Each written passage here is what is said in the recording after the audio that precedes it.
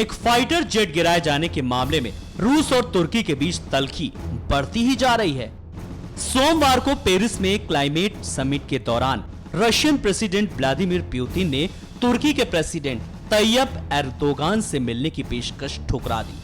Putin ने यह भी कहा कि हमारे पास इस बात की पुख्ता जानकारी है कि इस्लामिक स्टेट का ऑयल तुर्की से ही होकर गुजरता है।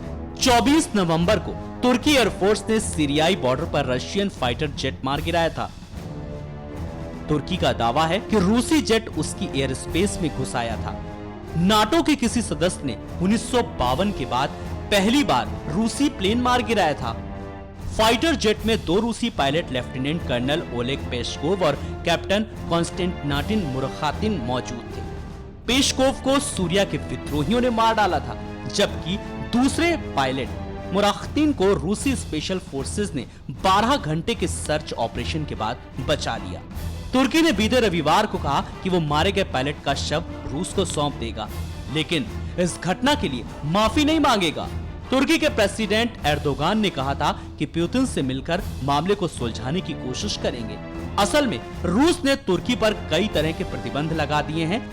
इससे तुर्की के टूरिज्म और एग्रीकल्चर को भारी नुकसान होगा। पेरिस में पुतिन ने कहा, हमारे पास मौजूद इंफॉर्मेशन इस बात को कंफर्म करती है कि इस्लामिक स्टेट का ऑयल तुर्की के इलाके से गुजरता है। हमारे प्लेन को मार गिराने के पीछे मकसद यही था कि वे आईएस के ऑयल को बचाना चाहते थे। हमारे प्लेन को गिराकर तुर्की ने बहुत बड़ी गलती की है। क्लाइमेट समिट में हिस्सा लेने आए 150 में से ज्यादातर देशों के लीडरों ने कहा कि तुर्की का कदम गैर जरूरी था। रूस और तुर्की में सीरिया में कार्रवाई को लेकर विवाद चल रहा है। तुर्की, अमेरिका और फ्रांस साथ हैं। वहीं रूस खुद आईएस पर हमले कर रहा है और सीरिया के राष्ट्रपति असद का साथ दे रहा है। दूसरी ओर अपना फाइटर जेट गिराए जाने से बौखलाए रूस ने एक मिसाइल क्रूजर सीरिया के कोस्टल एरिया में रवाना कर दिया। ऐसा इसलिए किया गया ताकि तुर्की उसके फाइटर प्लेनों को आसानी से निशाना न बना सके। रूस ने आतंकियों के खिलाफ चले मिशन में तुर्की की मदद भी रोक दी है।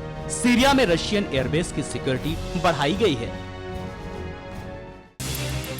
For more videos, subscribe, follow and like.